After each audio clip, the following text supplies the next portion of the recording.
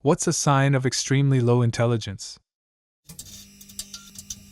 Inability to take new information on board and change your position on subjects.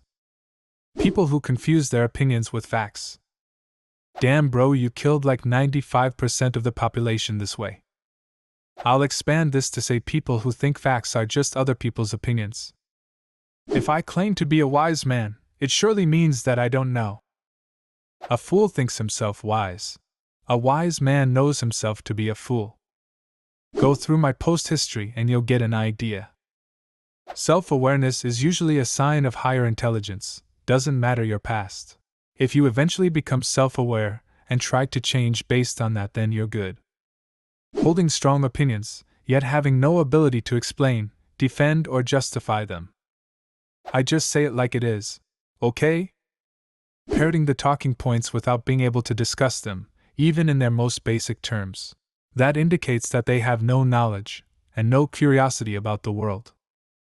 This, especially in politics, funny names and sayings might be okay on a sign in a protest or on a bumper sticker, but if you're using those in an actual argument, I immediately assume you can't think for yourself. Never changing opinions, even after proven wrong. It's easier to fool people than to convince them they've been fooled. It's hard to win a debate with a smart person, and impossible with a dumb one. Making strong opinions on topics you don't understand. Worse, when they don't want to admit that they don't know much about it. There are people who admit they are not the most knowledgeable about a topic but will still give their thought. Talking louder over someone to win an argument. That's not true. People incapable of independent thinking and being unable to solve small problems by themselves. My mother was book smart and could learn just about anything that was in a book, but she couldn't logic her way out of a wet paper bag. She'd need a pamphlet with written instructions. Fell for every kooky scam product, MLMs, infomercials, weird diets, and even a cult. Tell her 2 truths and a lie, she'd believe all 3 without question. She sounds really sweet. She was, for the most part, especially towards the end. Just had to know how to change her channel when she started ranting about whatever nonsense she'd recently picked up. Like, hey, can we go check out your garden? I want to see what you've been doing with it. What's this plant for? But like, if someone was hungry, she'd share her lunch. She was always helping people and befriending the local homeless folks. My favorite was the time she took in an entire family, somehow stuffed them into my old bedroom for a couple months so they could save up to get their own place, and started learning Spanish so their kids wouldn't have to act as translators constantly. She was great at remembering and using information, just not good at evaluating it to decide if it was worth remembering at all. Eventually she thought it was illegal to put false things on TV, that it was all carefully checked first. But yeah, most of her nonsense was kind of adorable. When she finally got a computer of her very own, she spent hours reading the Windows user agreement before clicking agree. Read the entire thing. Had to make sure she wasn't agreeing to sell her soul or anything like that, I guess. Never, ever possessing the ability to admit that they're wrong, or don't know something, or have screwed up. No matter how obvious. Talking in circles. Saying anything educational is boring. Difficulty with nuance. All situations are black and white. Difficulty understanding analogies. Using anecdotes in an argument as if they prove something. Analogy user. Raising children is like gardening, nurture them and be patient. Analogy misunderstander. Wow. So you actually think that raising children and maintaining a garden are the same thing? Analogy user. No, I'm comparing the 2 things. Analogy misunderstander. I can't engage in good faith with someone who believes that raising children and maintaining a garden are the same. Not being able to understand simple concepts. Had an acquaintance one time talk about how he's going to open up a law firm for his wife once she graduates law school and passes the bar. He literally made it sound so easy, and when our friend group asked him questions like, how do you expect to buy an office straight out of college? Where will you get clientele that is going to work with you? Do you have money saved up so you can start working cases where you won't immediately be paid? His brain kind of short-circuited and he reverted to, well, we don't need an office and we can work out of our house. Plus we just need to win that one big case settlement, then we will be started. I work with a guy who used to talk about opening a McDonald's. He would say anyone can open one, the bank just gives you the money because McDonald's is a sure thing. Well, that didn't pan out obviously, and he moved on to the stock market.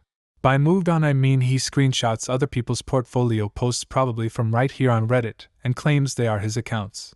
In the time I've known him, he's also tried to buy a racehorse, raided a girlfriend's bank account to buy the next Bitcoin, which immediately tanked, and almost convinced some poor college kid he could get by on his bills by using credit cards to pay off credit card bills. No, not balance transfers either. Literally told the kid to make credit card payments with other credit cards so he never have to make payments with real money. McDonald's corporate has very strict standards for who and where they allow a franchise. Applicants have to have a certain minimum in liquid assets, or they won't even talk to them, and then your location has to be a minimum distance from any other franchise locations, have certain minimum population and traffic flow, etc. They didn't get to be a successful corporation by playing nice. As a SPED teacher, I went through the top 10 answers and have to say that none of these are examples of low intelligence. Many are examples of stubbornness, pride, brainwashing, echo chambers, and more. People with low levels of intelligence have a wide variety of personalities just like anyone else. Some are stubborn and ignorant, some are compliant and love to learn. Some are angry and easily manipulated, some have great emotional control. Some are lazy and some are hard-working. People with low intelligence take longer to process information and struggle with complex topics that have multiple components working at the same time.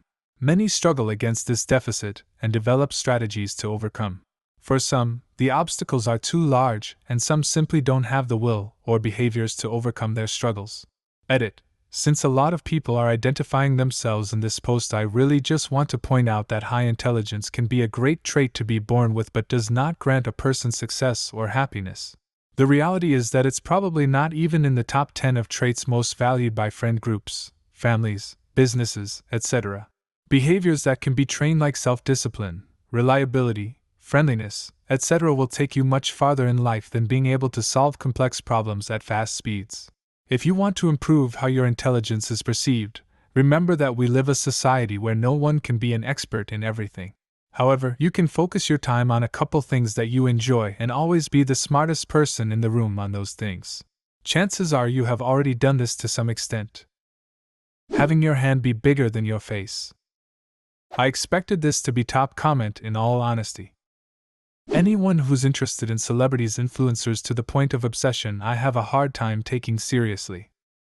Just look up Dunning-Kruger effect. It perfectly summarizes the behavior of people WRT to their knowledge in a particular field.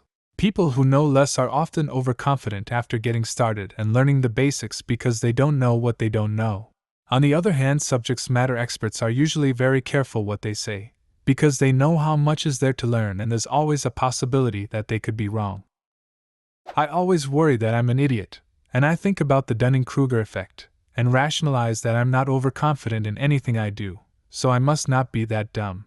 But then I worry that I'm just a stupid person who knows about the Dunning-Kruger effect, and have used it to convince myself I'm not actually as stupid as I really am. Help.